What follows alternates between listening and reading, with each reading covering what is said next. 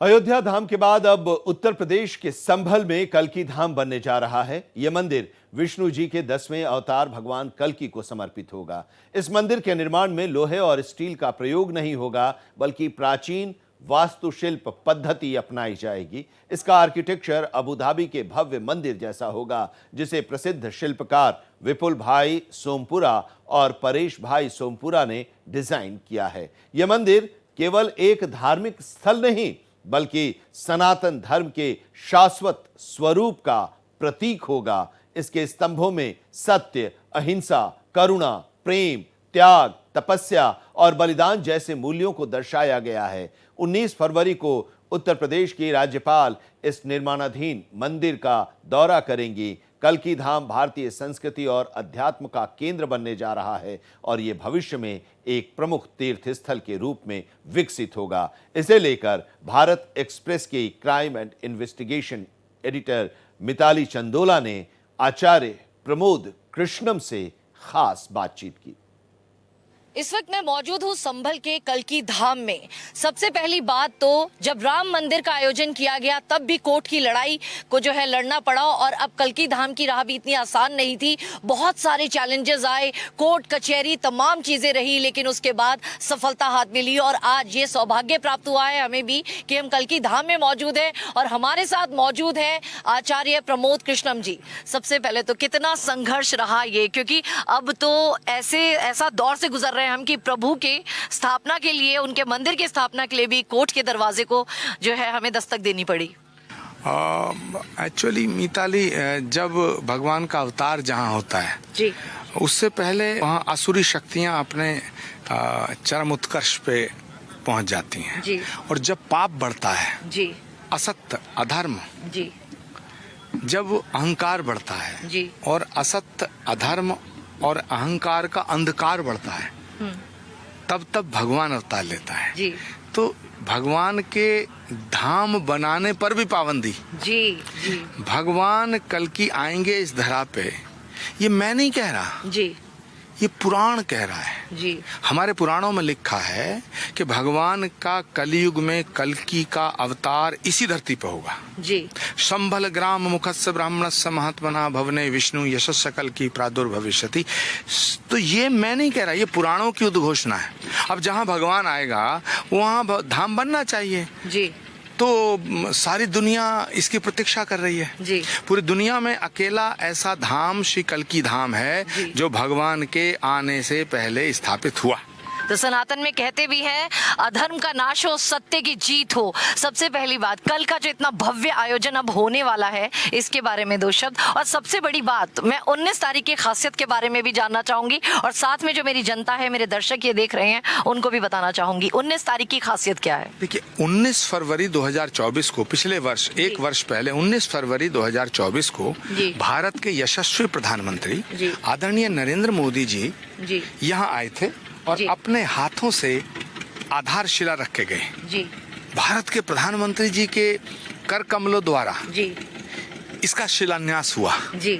तो जिस जगह भारत के प्रधानमंत्री जी आए जी, जिस तिथि को आए 19 फरवरी को, तो श्री कल्की धाम ट्रस्ट ने ये फैसला किया है कि हर एक साल, प्रत्येक वर्ष श्री कल्की धाम के स्थापना का दिवस मनाया जाए। 19 फरवरी को श्री कल्की धाम स्थापना दिवस समारोह मनाया जाया करेगा। तो ये कल पहला स्थापना दिवस है और श्री कल्की धाम के स्थापना दिवस के शुभ अवसर पर जी हम सबकी ये बड़ी इच्छा और भावना और कामना थी और कि भाई इसका जो भूमि की खुदाई का कार्य शुरू हो, भू उत्खनन का कार्य जो शुरू हो, वो उत्तर प्रदेश की माननीय राज्यपाल श्रीमती आनंदीबेन पटेल जी के कर कमलों से हो जी। तो हमने उनसे आग्रह किया, उन्होंने हमारे आग्रह को स्वीकार किया और ये परम सौभाग्य का विषय है कि जिस कल्की धाम का शिलान्यास भारत के प्रधानमंत्री आदरणीय नरेंद्र मोदी जी के कर कमलों द्वारा हुआ, वहाँ भूमि के उत्खनन का कार्य का शुभारंभ उत्तर प्रदेश की माननीय राज्यपाल श्रीमती आनंदीबेन पटेल जी के कर कमलों से हो रहा है जी। तो इससे बड़ा आनंद का विषय नहीं हो सकता है और ये सनातन का स्वर्ण काल है जी। हाँ, दुष्टों ने, राक्षसों ने इसमें बड़ी रुकावटें डाली जी, है ना, रुकावटें, लेकिन अंत में जीत सत्य की होती है जी। और इसीलिए हमारे भारत का उद्घोष है सत्यमेव जयते। जी, और यहाँ पे एक सबसे बड़ी बात आती है जो मैं जानना चाहूंगी। यहाँ पे मैं बात करूंगी सोमनाथ मंदिर की, बात करूंगी अयोध्या की। तो जब राम मंदिर की जो शिला थी और सोमनाथ की जो शिला है और कल्की धाम की, वो एक ही है, राजस्थान से मंगाई जा रही है और कहा जाता है कि वो एक शिला जो है 9 से 10 टन की है। तो इस बारे में भी मैं और मेरे दर्शक जानना चाहेंगे। एक्चुअली ये जो पूरा परिसर है लगभग 4.25 एकड़ का है जिस पर जी। भवन आएगा जी। और इस पूरे परिसर को 21 फीट नीचे खोदा जाएगा। जी पूरे परिसर को जी 21 फीट नीचे, फिर 21 फीट नीचे से पत्थर की बड़ी बड़ी शिलाओं के द्वारा इसकी बुनियाद भरी जाएगी। जी जो शिलाएं आई हैं और आ रही हैं, जिन पत्थरों से इसकी बुनियाद भरी जाएगी, ये वही पत्थर हैं जी। जो सोमनाथ के मंदिर में लगे हैं। जी। ये वही पत्थर हैं जो भगवान श्री राम की जन्मभूमि के मंदिर अयोध्या में लगे हैं। जी। ये बंसी पहाड़पुर एक जगह है जी। राजस्थान में, जी। वहां से ये गुलाबी पत्थर निकलता है और लगभग 5,000 ट्रक से ज्यादा पत्थर श्री कल्की धाम के निर्माण में यूज होगा। और इस पूरे कल्की धाम के भवन में एक कील भी लोहे की, डेकचून की और स्टील की नहीं लगेगी। There is no steel, there is no iron, जी नॉट एट ऑल। भगवान श्री कृष्ण ने जो गीता में कहा कि परित्राणाय साधूनाम विनाशाय च दुष्कृताम धर्म संस्थापनार्थाय संभवामि युगे युगे यदा यदा ही धर्मस्य ग्लानिर्भवति भारत अभ्युत्थानम अधर्मस्य तदात्मानं सृजाम्यहम्। तो इसी कड़ी को आगे बढ़ाते हुए श्रीमद् भागवत में कहा गया है कि संभल ग्राम मुखस्य ब्राह्मणस्य महात्मना भवने विष्णु यशस्य कल्की प्रादुर्भविष्यति।